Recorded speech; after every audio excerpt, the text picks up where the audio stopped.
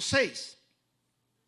Él, temblando y temeroso, dijo: Señor, ¿qué quieres que yo haga?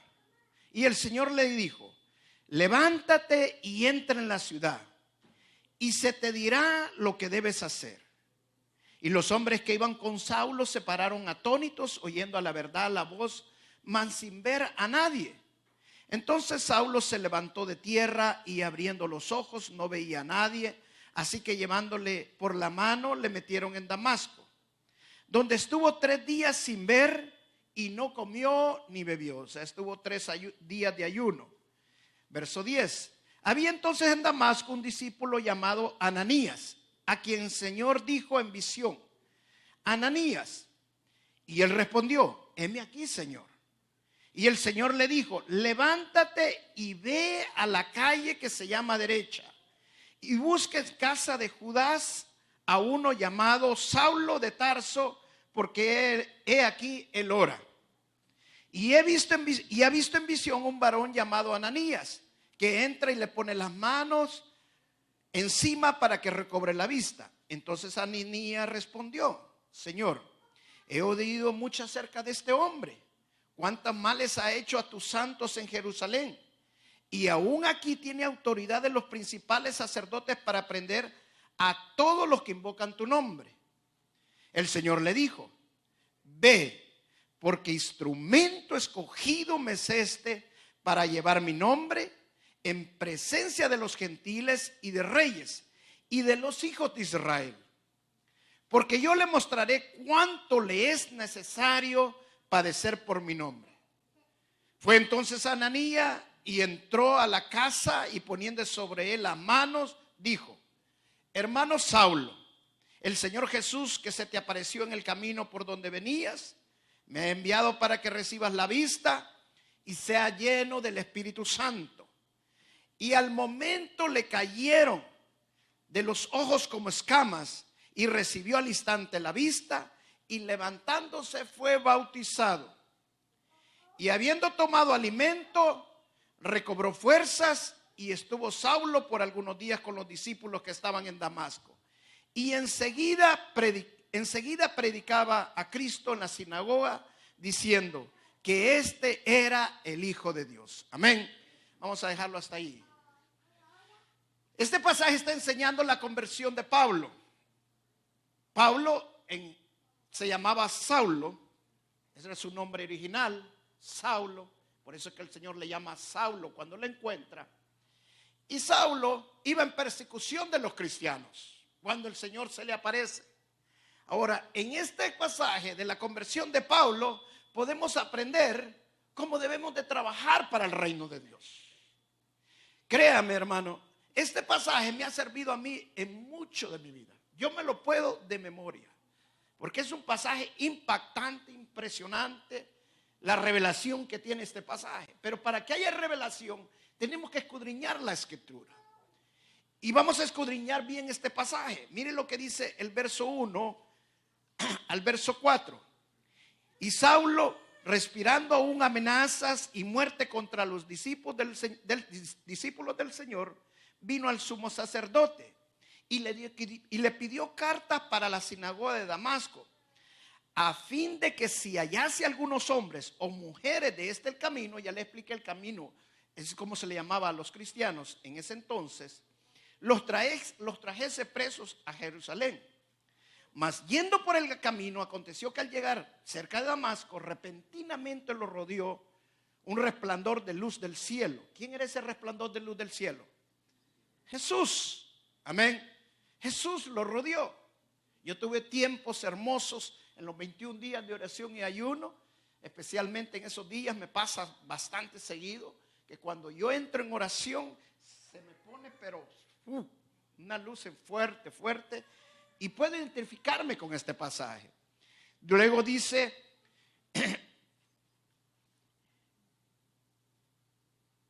¿dónde nos quedamos?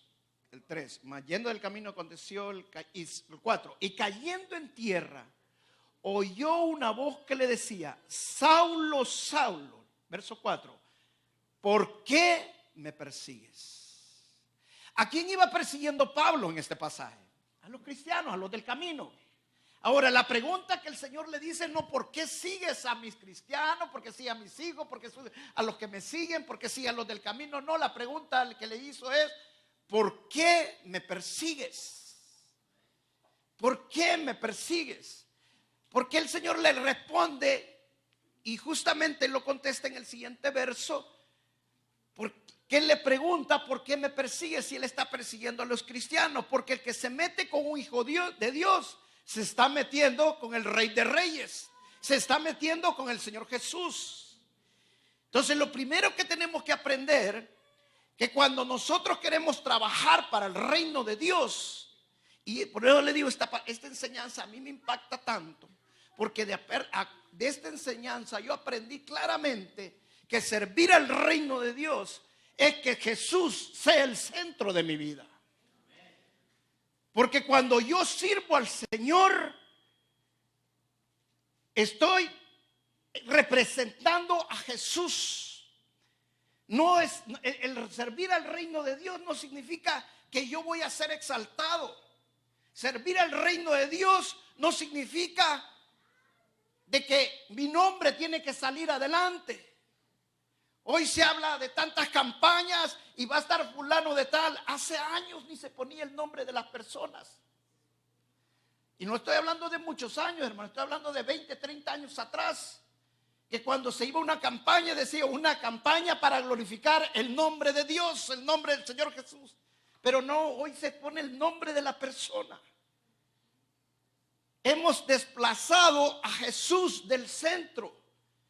Y cuando servimos en el reino de Dios, el centro totalmente tiene que ser Jesús.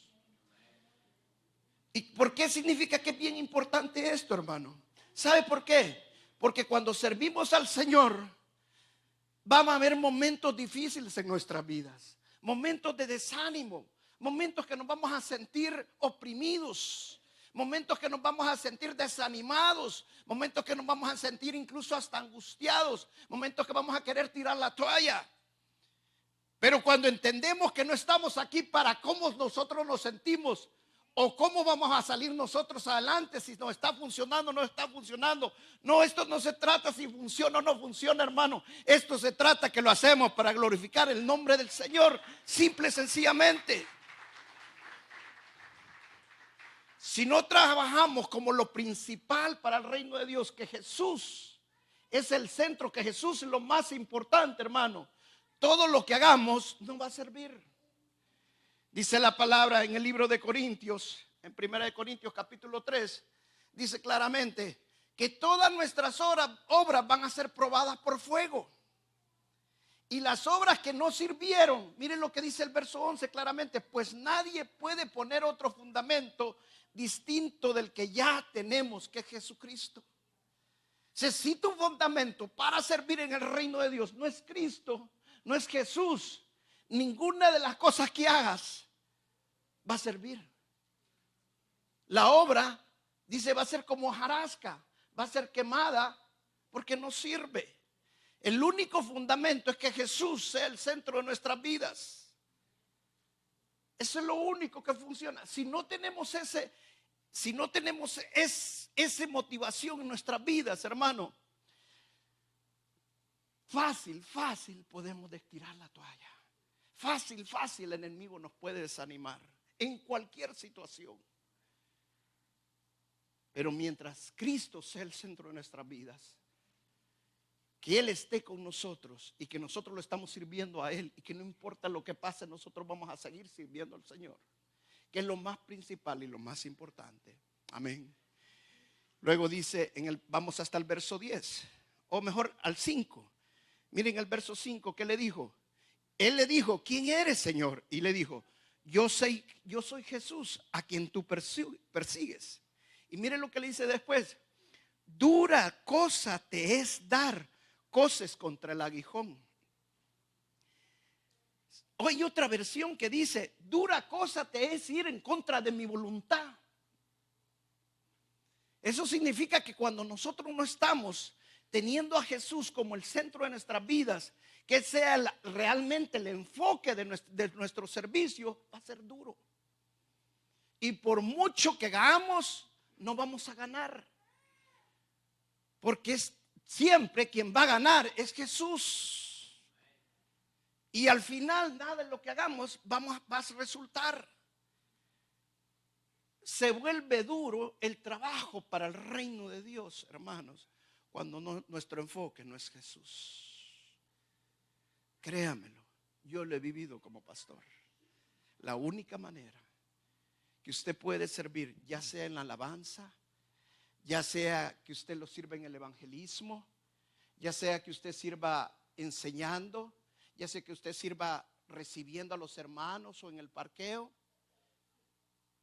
la única forma que va a funcionar, si no se va a volver duro, porque no estás haciendo la voluntad de Dios, es que lo hagas de acuerdo a la voluntad de Dios. Y la única voluntad de Dios es que lo hagas, que Jesús sea realmente el fundamento de lo que estás haciendo.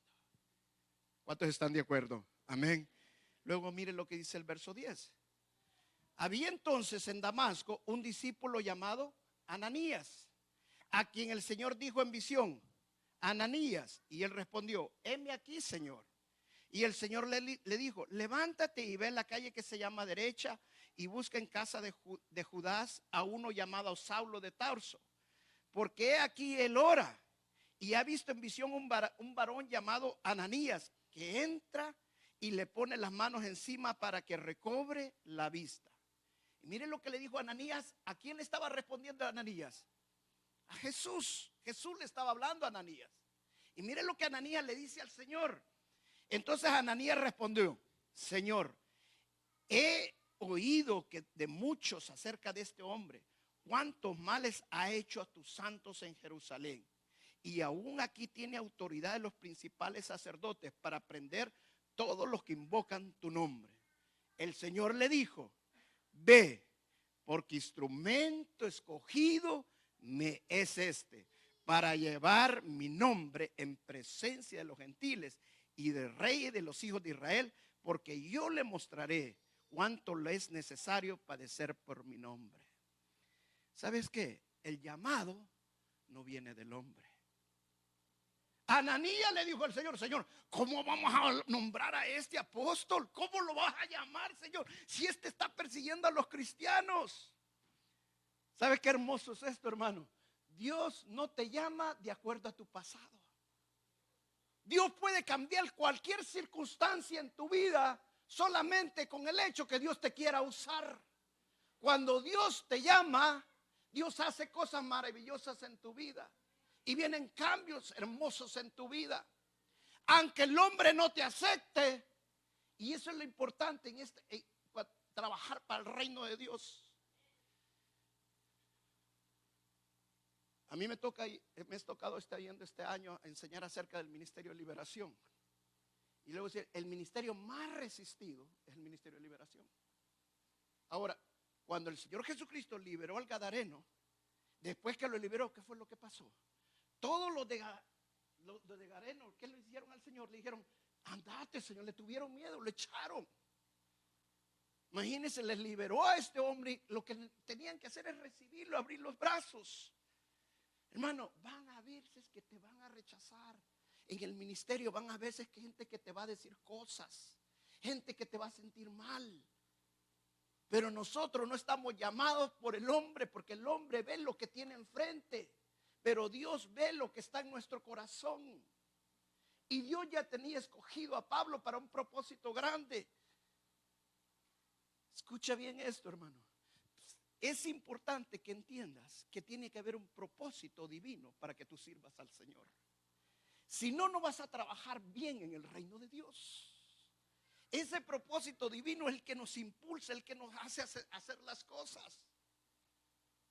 Miren, Dios le dijo a Ananías, el Señor le dijo a Ananías: yo he escogido a este hombre para que le predique a reyes, a príncipes, a los gentiles, y también para que sufra por mi nombre.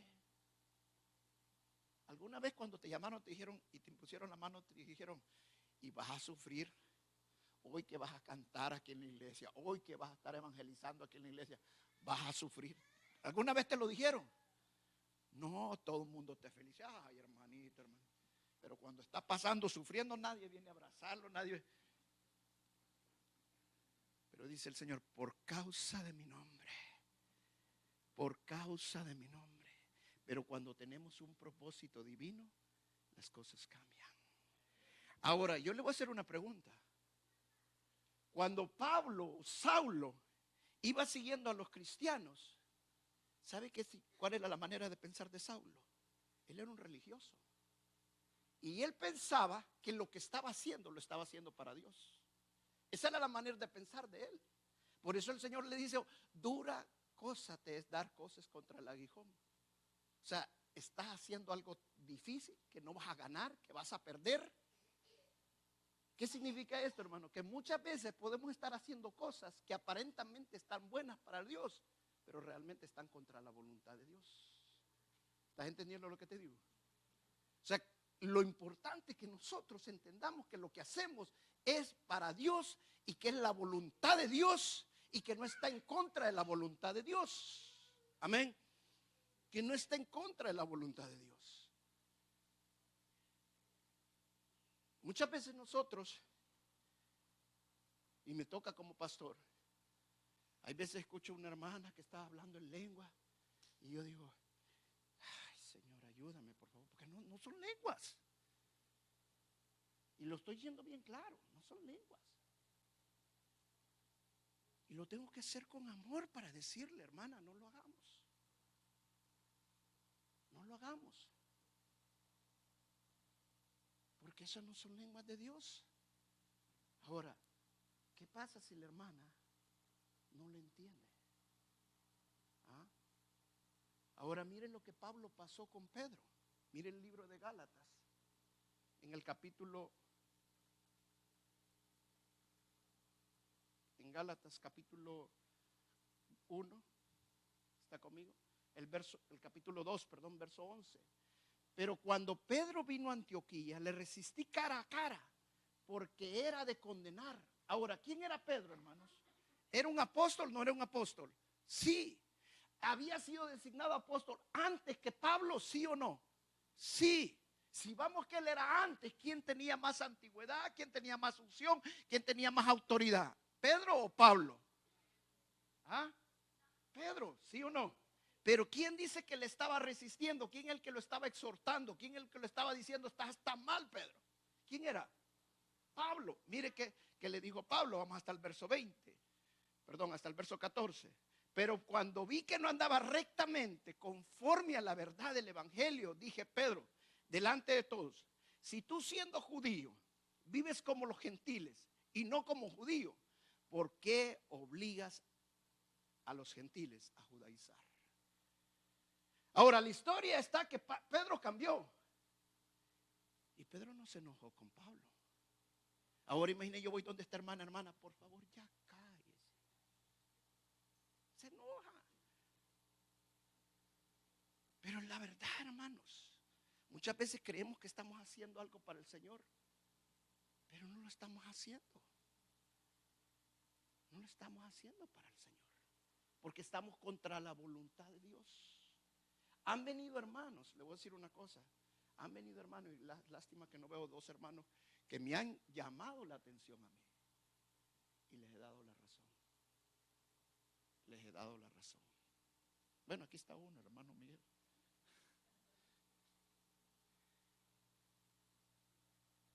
¿Y sabe por qué? Porque nosotros como cristianos, hermano, dice la palabra que nos congreguemos, que no nos dejemos de congregar, dice Hebreos. Más sabiendo que el Señor ya viene. Pero ¿para qué no nos dejamos de congregar? Para exhortarnos unos a otros. Eso significa que los hermanos estamos para ayudarnos unos a otros. Si estamos mal, mire, en una ocasión estuve en la iglesia de Robert Morris, y Robert Morris dijo estas palabras.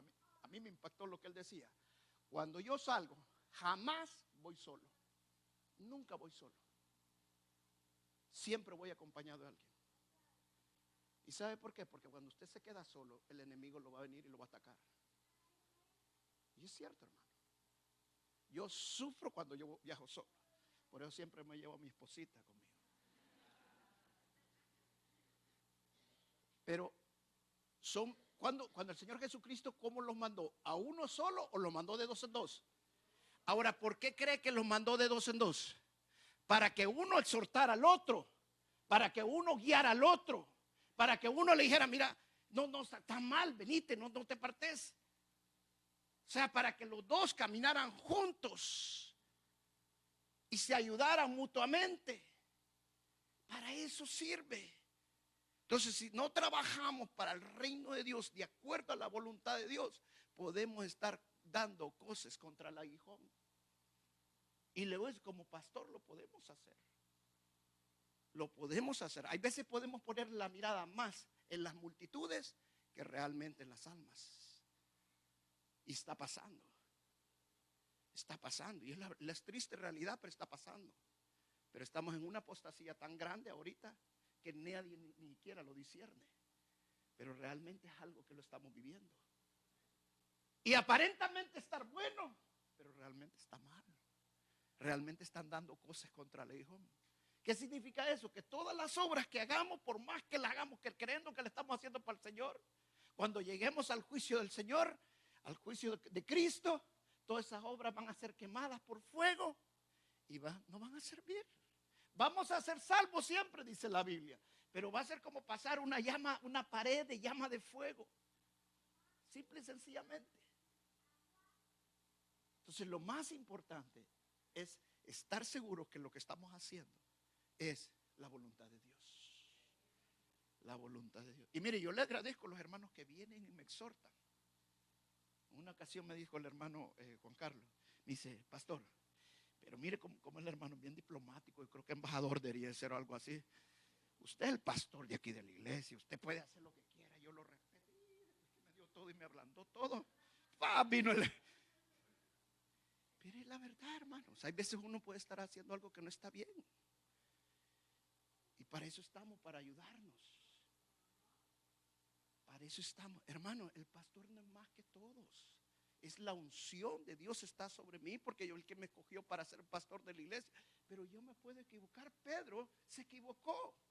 Pablo lo rectificó. Y Pedro, con humildad y madurez, aceptó no el regaño de Pablo, sino que la exhortación que Pablo le estaba haciendo. Amén. Porque se estaba portando hipócritamente. Y el verso 20, bien importante, dice que después que Pablo fue impuesto las manos, el ungido y todo, dice el verso 20 en adelante, dice que enseguida predicaba a Cristo en la sinagoga, diciendo que este era el Hijo de Dios.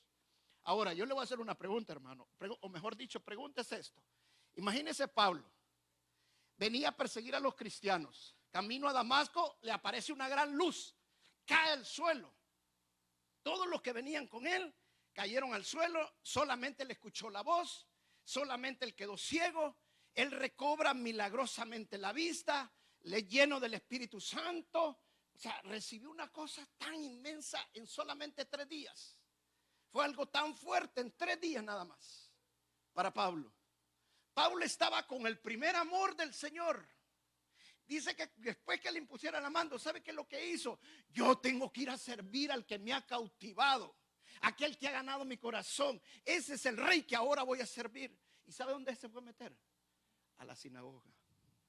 Ahora, si usted lee al principio el pasaje, dice que él iba a las sinagogas a sacar a los cristianos para llevarlos presos y matarlos. Porque Pablo él mismo dice, fui asesino, dice. Porque él llevaba a los cristianos a que los mataran. Si usted le compra a alguien que le va a vender herramientas a su negocio, a su trabajo, y sabe que las herramientas son robadas, ¿qué es usted?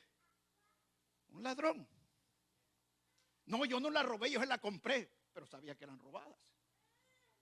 Pablo llevaba a los cristianos para que los asesinaran, para que los mataran. Y él mismo dice claramente, fui rebelde, fui pecador, él fue un asesino. Pero luego el Señor lo toca y queda tan cautivado con el Señor que se va a predicar. Ahora, dice, le dijo a Pablo, se te va a decir todo lo que tienes que hacer. Escuche bien esto. ¿Acaso no le dijo Ananías a Pablo? Dios dice que Él te ha levantado para que le prediques a reyes y a los gentiles, pero que vas a sufrir en su nombre. ¿A cuántos le han dicho eso?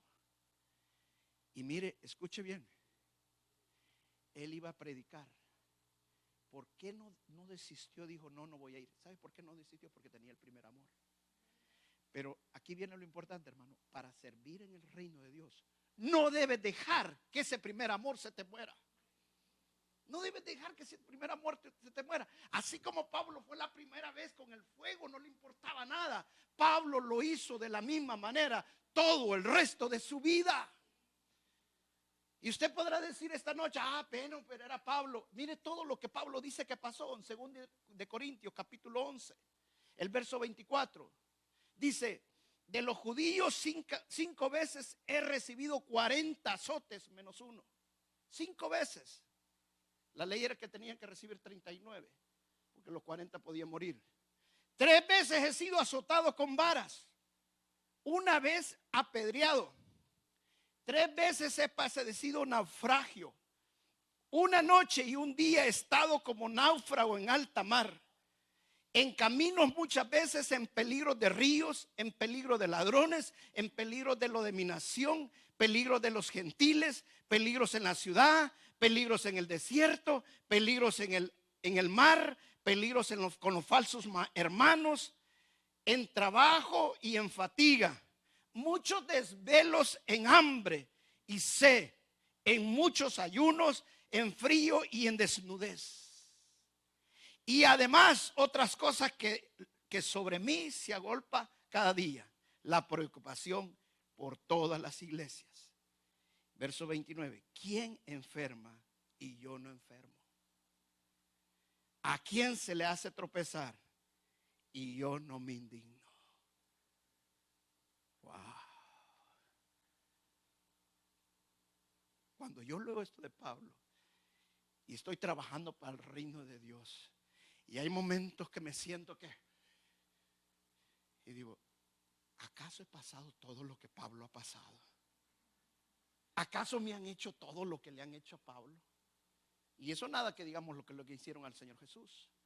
Pero le pregunto, eso no fue en un momentito, fue el resto de su vida. ¿Y Pablo perdió su primer amor? Jamás. Es más, cuando iba que lo iban a matar, le dijo el profeta, de quién es este cinto, yo lo amarre, ese lo van a matar. Le rogaron que no fuera, pero él dijo, no, yo quiero morir por mi Jesús. Ese primer amor es el que no se debe morir en nosotros. Satanás va a querer desanimarnos, Satanás va a querer de cualquier forma, hermanos, que no trabajemos para el reino de Dios. ¿Sabe cuál es el problema ahorita en las iglesias? Hay un denominacionalismo. ¿Sabe qué significa eso? Empezamos a hacer un marketing de iglesias y me quedé en la iglesia que me gustaba porque estaba de acuerdo con lo que el pastor enseñaba, estaba de acuerdo con lo que la iglesia hacía, y ahí estoy de acuerdo. Y están los hermanos de acuerdo, pero cuando hay un desacuerdo, ¿sabe qué pasa ahora con los cristianos? Se mueven, se van. Eso es lo que pasa ahora. ¿Sabe por qué? Porque realmente nunca trabajaron para Dios como que Jesús fuera realmente el centro de sus vidas. El primer amor se les cayó, se vino para abajo. Debemos de siempre tener ese primer amor. Que el enemigo no nos baje ese primer amor. Una de las cosas que el Señor Jesucristo le dijo a una de las iglesias en el Apocalipsis, lo único que tengo contra ti es que has perdido el primer amor. No deje que Satanás lo desanime. Estamos sirviendo al Rey de Reyes y Señor de Señores. Y todo lo que hacemos, hermano, vale la pena, porque estamos engrandeciendo el reino de Dios. Amén. Estamos engrandeciendo el reino. No importa que me abran las puertas, yo me pongo a pensar, tú sos cantante, ¿verdad? Yo me pongo a pensar, Emily, si le cierran las puertas, se va a desanimar. Si tú lo estás haciendo para Dios, te vas a desanimar. Pero si tu centro es Jesús, nada te va a desanimar. nada te va a hacer amar. Esa es la clave, hermano. Esa es la clave. Muchas veces nos vamos a cansar de estar sirviendo, de estar ayudando a los hermanos, de estar haciendo muchas cosas en la iglesia y nadie nos da las gracias. Pero nosotros no lo estamos haciendo para que nos den las gracias, lo estamos haciendo para el Rey de Reyes y Señor de Señores. Denle un fuerte aplauso al Señor Jesús. Si cantamos esa alabanza de a los pies del Señor otra vez, por favor. Cantemos esa alabanza a los pies del Señor. Gracias, Señor. ¿Por qué no pasamos al frente, hermanos, y venimos a adorar al Rey de Reyes y Señor de Señores? Y decirle que venimos a exaltarlo. Venimos a arrodillarnos enfrente de Él, a decirle: te quiero mucho, Señor. Te quiero con todo mi corazón. Somos un equipo. Toda la iglesia estamos trabajando para el reino de Dios. Y somos un equipo. Y van a haber roces entre nosotros. Muchas veces el pastor les va a tener que decir algo. Muchas veces ustedes me lo van a tener que decir a mí. Pero no dejemos que el enemigo nos desanime. Eso es lo que él quiere. Que nuestro centro sea Jesús. Yo no estoy aquí porque si estoy de acuerdo con el pastor o no estoy de acuerdo con el pastor. Va a llegar un momento que el pastor no voy a estar de acuerdo con él. Yo estoy aquí porque Jesús es el centro de mi vida. Porque a quien yo sirvo es Jesús. Si yo estuviera pastoreando por ustedes, y discúlpenme, se lo digo con mucho amor, con mucho amor, con mucho amor 3 veces, ya tuviera buenos negocios. Yo soy un hombre de negocios, saben cómo me gustan los negocios. Pero ¿sabe qué? He desistido, incluso he renunciado a negocios muy buenos, porque primero es Jesús en mi vida. A Él sirvo y para Él es toda la honra y toda la gloria. Amén. Alabemos al Señor y cantémosle con todo nuestro corazón. Y quiebre ese frasco de alabastro y comprométase con el Señor esta noche. Y dígale: Señor, que tú seas el centro de mi adoración, que tú seas todo lo que yo haga para ti, Señor, es por ti. No es por el pastor, no es por el hermano, no es por la hermana, es por ti nada más, Jesús. Gracias. Para ti, Señor, todo lo hacemos para glorificarte, Señor. Gracias, Señor. A tus pies arde mi corazón. A tus pies entrego lo que soy. Es el lugar